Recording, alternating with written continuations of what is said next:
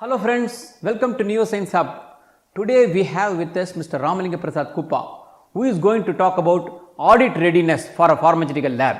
As we all know that a pharmaceutical lab is always under the purview of regulatory audits. So you have to be always ready. That is the only way to go further.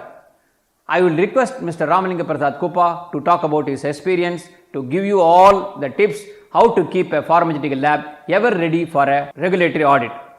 Welcome Mr. Ramalinga Prasad Kuppa.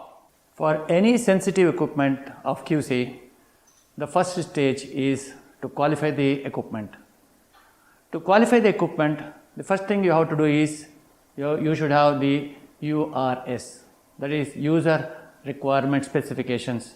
So in user requirement specifications, all the necessary parameters are defined. The next stage of qualification is the design qualification. The design qualification basically confirms whether or not your user requirement specifications are met.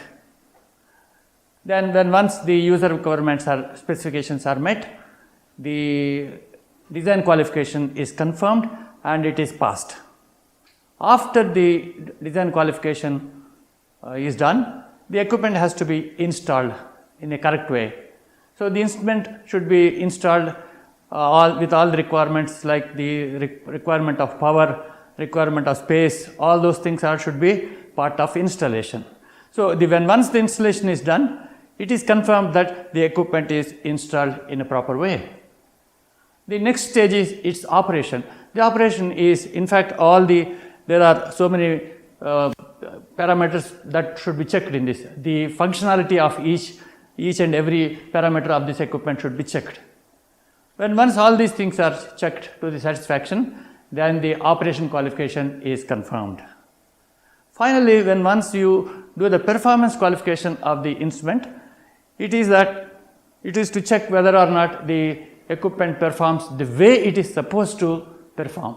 This is the basic requirement for the qualification of the equipment, starting from the user requirement specification URS till the performance qualification PQ. Once the equipment is qualified, the next stage is the calibration. Calibration means whatever results it is giving, is it believable or not, is it acceptable or not. So there are a set of standards and set of procedures that are required to comply with. The calibrations are done with a frequency as recommended by the vendor or the supplier, or as recommended by the usage of that equipment also. This is very important, and this calibration should be always within the time period of analysis. No equipment should be used out of calibration. Once the calibration date goes out, you are not supposed to use that equipment. Now, once you have calibrated the equipment, it is very important to take care of the equipment. No hard item should be loaded on this, or it should not be mishandled in a different way. You have to handle in the way the manual says, and you have to use it very carefully. This is very, very important point to see. These are all very sensitive equipments and can get damaged very fast. So it is very important to see the exact care what is required in this equipment. The care should include how the columns are maintained in the GC. The columns are very sensitive. There are capillary columns of very small diameter of 530 microns or even less than that are there. While storing the columns, you have to carefully store them so that they don't get damaged, and they have to put in their original boxes so that those things will not get damaged. Similarly, when you are using the other equipments like UV, the cuvettes are very important. You have to see that those cuvettes are very carefully stored and then they are not scratched or they are not damaged. This is very important point.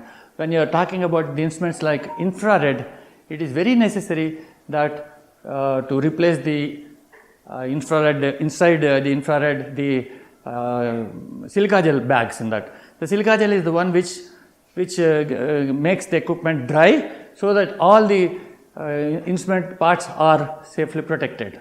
Coming back to GC again, you have to always see that these air filters are maintained well, free from moisture, and then any hydrocarbons are there, all these things will be filtered. Once in 6 months or so, as per the requirement of the vendor, these things have to be regenerated to be more effective. Since these equipments are used for traceability of all analysis, all these equipments have to be numbered uniquely with different kinds of numbering system, so that in case of any analysis, the number has to be written in the analytical sheet, so that it can be traced with what equipment that the analysis was done. This is very, very important. After certain time of usage, it is necessary to have some sort of a preventive maintenance mechanism. The preventive maintenance mechanism can be through in-house or through external agencies also. If the lab has its own capacity or capability to carry out the preventive maintenance, they can do by themselves. If not, they can have some sort of annual maintenance contract with the supplier. The supplier himself can come and then rectify. While doing the preventive maintenance, it is necessary that it has to be recalibrated once again, so that the equipment meets the requirements of its calibration. After a specified preventive maintenance schedule, the equipments have to be requalified again in case of any changes, or in case of any breakdowns in this, it has to be done. And even if the equipment is not usable and beyond repair, there should be a provision for you to remove from the usage, and the equipment number also should be listed out from the existing list. During preventive maintenance with a schedule, if you find that the instrument is not working properly and it cannot work more, then the instrument has to be out of service. It should be taken out of service. From the list also, the equipment should be removed, so that no analysis can be done in that. So if you qualify your equipments all through the design qualification, installation qualification, operation qualification and performance qualification, followed by the routine scheduled calibrations, then recalibrations and requalifications, all those things, your results will be very well within the specifications, and you will get good results all the time.